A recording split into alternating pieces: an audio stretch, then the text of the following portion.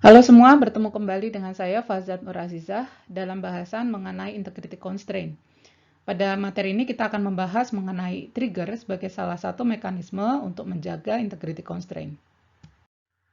Sumber utama materi ini adalah buku database System Concepts edisi ke-7 oleh Silberschatz, Kortz, dan Sudarshan yang diterbitkan oleh McGraw-Hill, khususnya pada section 5.3 yaitu mengenai trigger.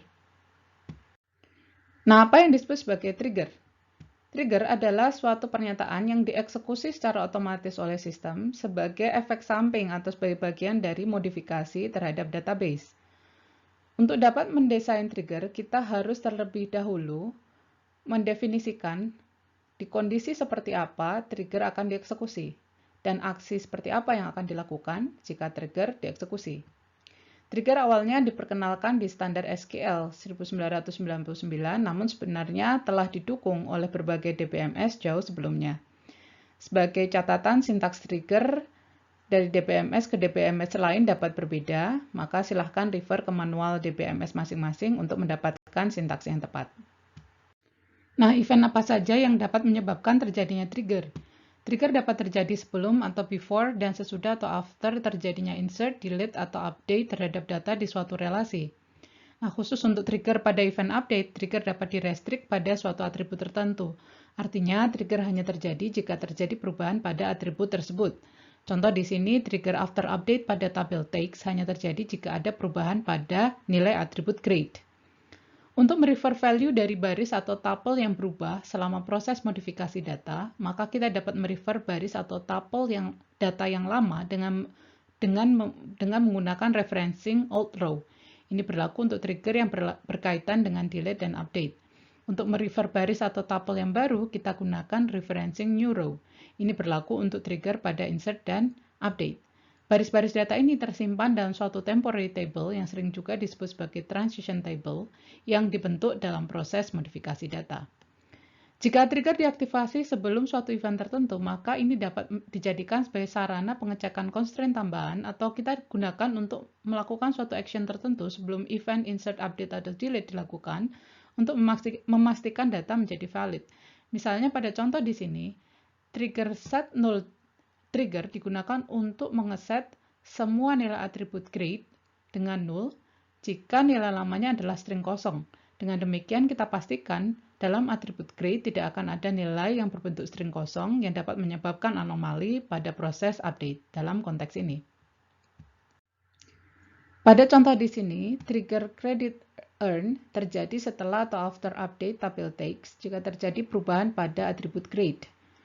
Parameter nRow digunakan untuk merefer nilai-nilai baris yang baru, sedangkan parameter oRow digunakan untuk merefer pada nilai-nilai baris yang lama.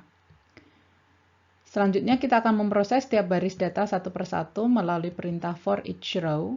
Perintah when di sini memastikan bahwa row data yang hanya memenuhi predikat saja yang akan diproses. Selanjutnya untuk setiap row kita akan melakukan update terhadap atribut TOTGRADE untuk course yang diambil oleh student tertentu. Dalam hal ini terjadi penambahan TOTGRADE lama dengan tambahan kredit dari course yang merupakan hasil update. Dengan demikian, trigger ini digunakan sebagai mekanisme untuk menjaga konsistensi nilai atribut terkait dalam proses update data. Pada contoh sebelumnya, perintah for each row akan melakukan action pada setiap baris data satu persatu.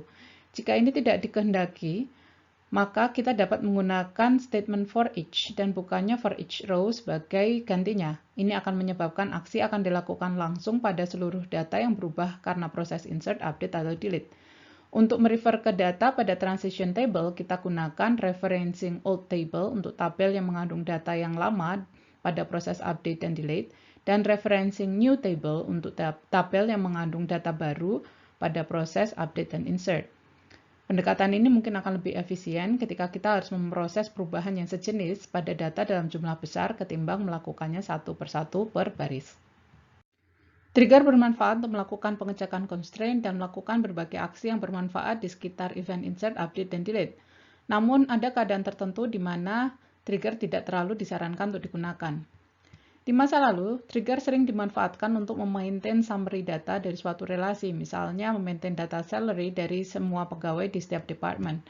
Atau sering juga trigger digunakan untuk memaintain replika atau copy dari database dengan cara menyimpan perubahan pada relasi khusus yang disebut sebagai change atau delta relation.